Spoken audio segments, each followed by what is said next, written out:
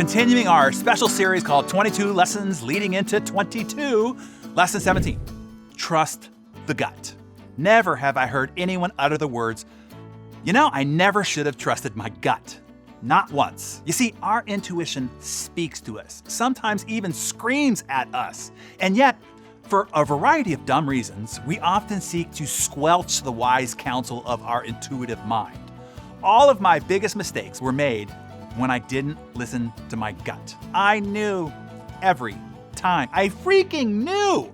But fear, greed, not wanting to miss out, peer pressure, social pressure, competitive pressure, my dumb ego, male pride, whatever, overrode my gut. But I did know all along the way, particularly in retrospect, when my ego goggles were finally removed. Listen to me now. I speak from experience. Trust the gut.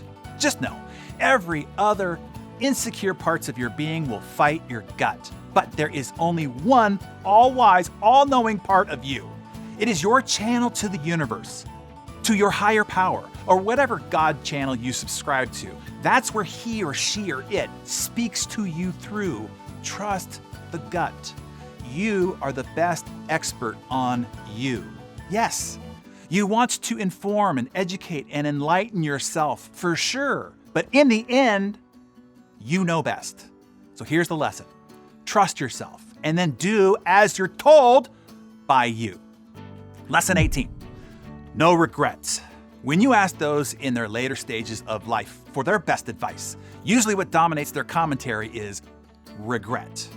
I'll never forget the answer one man in his late 80s gave when he was asked, if you could come back and live the life of anyone, who would you want to come back as? His answer, I would want to come back as the man I could have been, but never was. And then he went on to say, this time I'd act with more courage. I wouldn't allow my fear to turn me away from opportunities I didn't take. I'd risk more. I'd take the chances I wish I had. I'd allow myself to fail more, to love more, to laugh more. This time I'd be sure to live more. Wow. Don't wait until you're at the end and filled with regret. Be the person you could have been now. For every perplexing decision, ask yourself this: will I regret trying?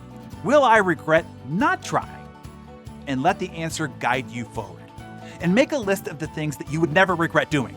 Things like saying, I love you to somebody, calling your grandparents, making it home for dinner with the family, going for a walk, drinking lots of water, exercising for 30 minutes, praising somebody. Here's the lesson. Make your no regrets list and spend more time on the things that you never regret and no time on the things that you do. Lesson 19. We are all one. Stop playing a zero-sum game. There is not an us or them. There is not a me or you. There is only we. There's only us. There's only one. We are bound together in groups to survive, to protect us from the would-be outsider predators. But what allowed us to survive as a species, as a tribe, could now lead to our extinction.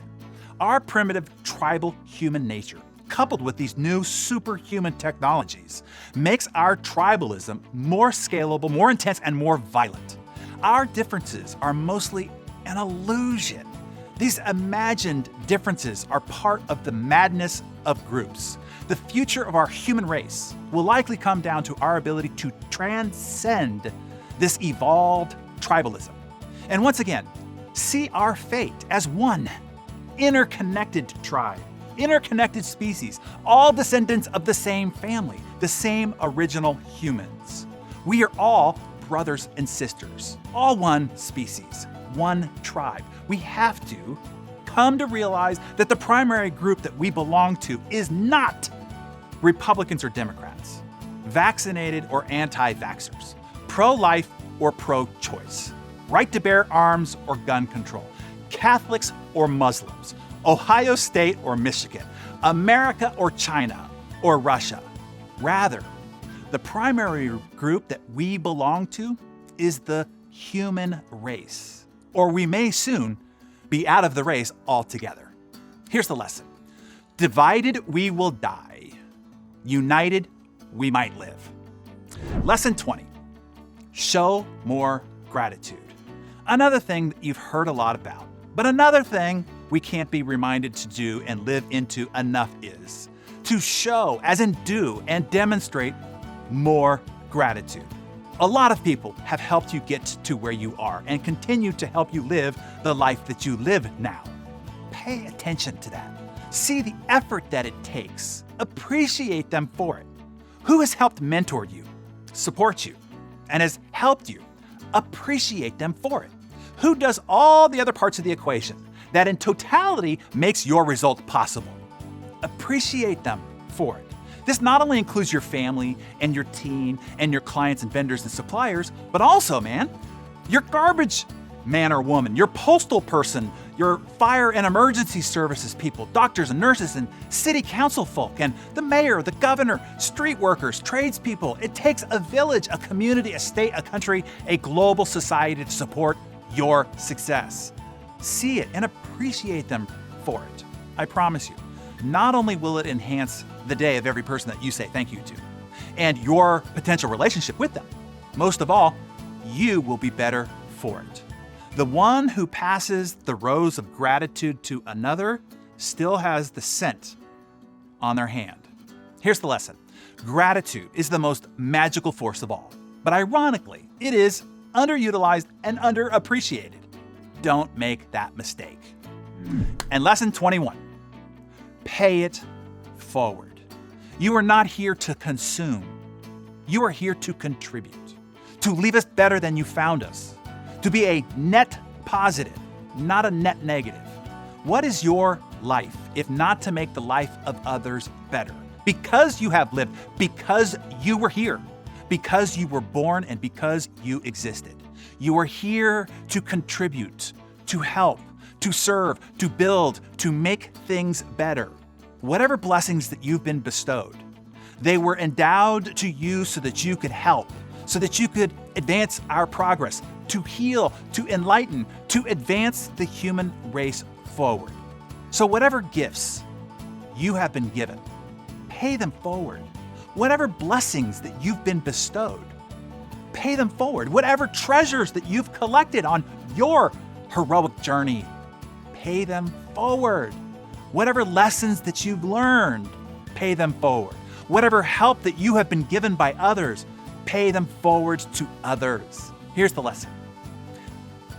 Never only consume, contribute back and more. Everything that you've been given and everything that you've gained. Multiply your blessings by paying them forward. Okay, tell us which of the lessons that we covered today inspired you the most and will be the most valuable if and when you apply them to your life. Click the poll link below to tell us, and you'll also see what others think as well. And tell us in the comments which was your most favorite, why, and how you intend to apply it into your life.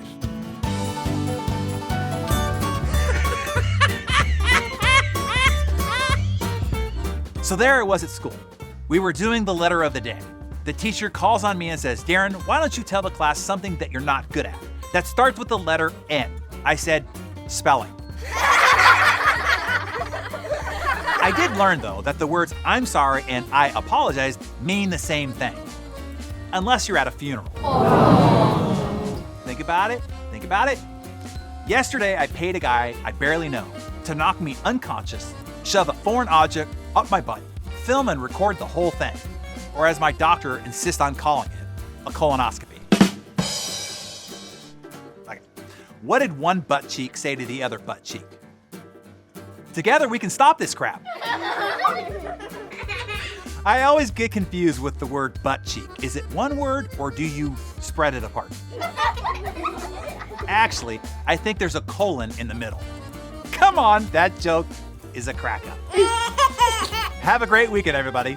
See you on the flip side.